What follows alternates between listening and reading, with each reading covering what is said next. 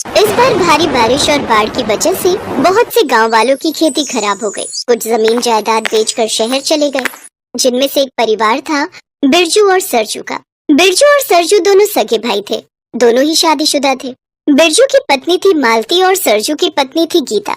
मालती और गीता का बिल्कुल भी मन नहीं था कि वो गांव छोड़कर शहर जाए। दोनों ही इस बात को लेकर बहुत उदास थी। मालती भाभी, हम इसी गांव में शादी होकर आए। हमारी बहुत सी यादें इस गांव से जुड़ी हैं। मेरा तो बिल्कुल भी मन नहीं गांव से शहर जाने का। वहां जाकर भी तो हम एकदम से सब कुछ ठीक नहीं कर सकते। हम शहर जाकर करेंगे क्या? तुम ठीक कह रही हो गीता, मन तो मेरा भी नहीं है कि हम शहर जाएं, पर गांव के हालात देखते हुए हमें ये कदम उठाना पड़ेगा।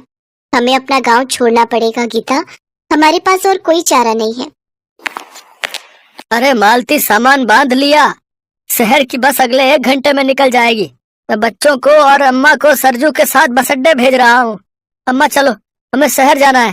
कैसे हालात आ गए, अपनी जमीन अपना गांव ही छोड़कर हमें पराए शहर जाना पड़ रहा है। अब यही दिन देखने रह गए थे। अम्मा, शहर तो जाना ही पड़ेगा। यहाँ गांव में अब कोई काम नहीं बचा। सबके खेत बर्बाद हो गए हैं। सब अपने खेत बेचकर शहर जा रहे हैं। कोई और रास्ता नहीं है जिससे? मालती, कोई रास्ता नहीं है। अब देर मत करो, बस निकल जाएगी। अरे बिरजू, अभी सामान रख दे। आज बस शहर नहीं जा रही है, 2 दिन बाद जाएगी। शहर की सड़क की मरम्मत चल रही है।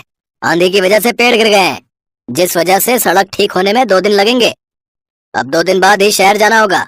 अरे अब 2 दिन और लगेंगे। चलो 2 दिन बाद ही सही। मालती, गीता, एक काम करो। विमला कई बार शादी के लिए बोलकर जा चुकी है। अब तो हम 2 दिन यही हैं। उसके घर शादी में हुआ, उसे अच्छा लगेगा। भगवान जाने फिर कब मिलना हो।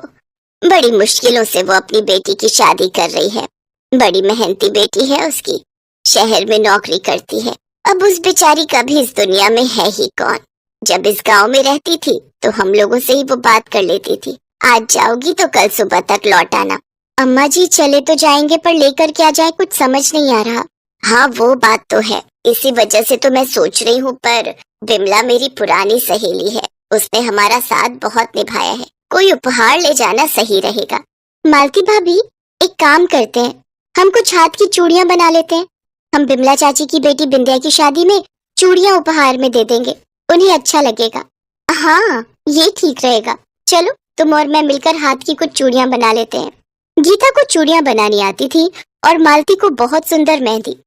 दोनों में ही ये बहुत अच्छी कलाकारी थी। पर अचानक उन्हें पता चला कि विमला भी गांव में सब कुछ बेचकर अचानक शहर चली गई है। माँ, विमला चाची भी शहर चली गई है। उनके भी गांव में बारिश और बाढ़ ने सब कुछ तबाह कर दिया। अब जो थोड़े बहुत पैसे जुड़े थे वो लेकर वो शहर चली गई है और वहीं अपनी बेटी की जो है शादी कर रही है। मेरे मोबाइल फोन पर उन्होंने किसी के नंबर से फोन किया है। बोल रही है कि शहर आकर हम बिंदिया की शादी में जाएं। अच्छा, तो एक काम करो, फिर जब शहर जाएंगे तभी तुम ये उपहार बिंदिया को दे देना। इस बारिश और बाढ़ ने तो सबको परेशान कर दिया, सबके घर तबाह कर दिए हैं। सब लोग 2 दिन बाद जब रास्ता खुल जाता है तो शहर पहुंचते हैं। शहर में पहले ही बिरजू के एक दोस्त ने किराए का मकान ले लिया था, पर अब तो महीने बाद दोनों को मजदूरी के पैसे मिलते। सबके कहने पर मालती और गीता विमला के घर शादी में पहुंचती हैं। विमला की बेटी बिंदिया तो शहर में नौकरी करती ही थी, साथ ही उसे लड़का भी अच्छे घर का मिल गया था। तुम दोनों को देखकर मन बहुत खुश हुआ। अच्छा हुआ तुम दोनों आ गई। बिरजू और सरजू भी आ जाते, और गायत्री क्यों नहीं आई? चाची, एकदम से कारखाने की छुट्टी लेना भी ठीक नहीं था। कल ही नौकरी पर पहला दिन था, अभी नई नई नौकरी लगी है, और अम्मा जी सफर से बहुत थक गई थी। उनकी तबीयत ठीक नहीं है, इसलिए हमने कहा कि वो थोड़ा आराम कर ले। हाँ, ये बात तो सही है। चलो तुम लोग बैठो, मैं तुम्हारे लिए कुछ खाने पीने का इंतजाम करती हूँ। मालती भाभी, मैं जानती हूँ आप बहुत अच्छी मेहंदी लगाना जानते हो। मैं चाहती हूँ मेरी शादी की मेहंदी आप लगाओ।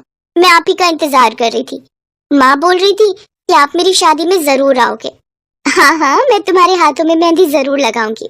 ये देखो बिंदिया, हम तुम्हारे लिए चूड़ी लेकर आए हैं। ये तो बहुत सुंदर है भाभी। हाँ, मुझे पता है, माँ बता रही थी आप बहुत सुंदर चूड़ियां बनाते हो।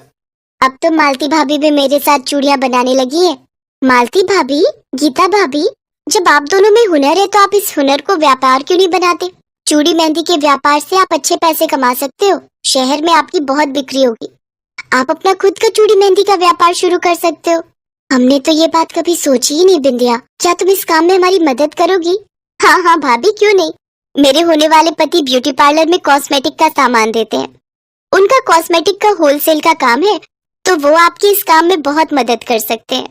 बिंदिया मालती और गीता को सब कुछ समझाती रही। मालती और गीता बिंदिया की सारी बातों को ध्यान से सुन रही थी। शादी के बाद बिंदिया ने अपने पति से मालती और गीता को मिलवाया। बिमला के पति रमेश की बहुत जान पहचान थी। धीरे धीरे मालती और गीता दोनों ने मिलकर चूड़ी और मेहंदी का व्यापार शुरू किया। मालती और गीता ने कभी भी नहीं सोचा था कि शहर में रहकर इस काम से उनकी बहुत अच्छी कमाई हो जाएगी। मुझे तो यकीन ही नहीं हो रहा कि मेरी दोनों बहुएं इतनी होनहार हैं कि आज तुम दोनों ने अपना खुद का व्यापार शुरू कर लिया। जीती रहो, सदा खुश रहो। अम्मा जी, ये हम दोनों की पहली कमाई है। हाँ अम्मा जी, हम इसे आपको देना चाहते हैं। आप हमारे घर के बड़े हो, आप इस घर को हमसे बेहतर चला सकते हो। हमें आशीर्वाद दो अम्मा जी कि हम अपने इस व्यापार को और आगे तक ले जा सके और अपने पति की काम में सहायता कर सके।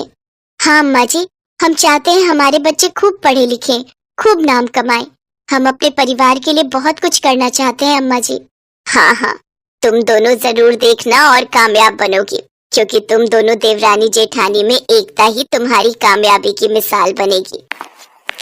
सरजू, हम दोनों भाई बहुत किस्मत वाले हैं जो हमें इतनी अच्छी पत्नियों का साथ मिला। हाँ भैया, आप बिल्कुल ठीक कह रहे हो।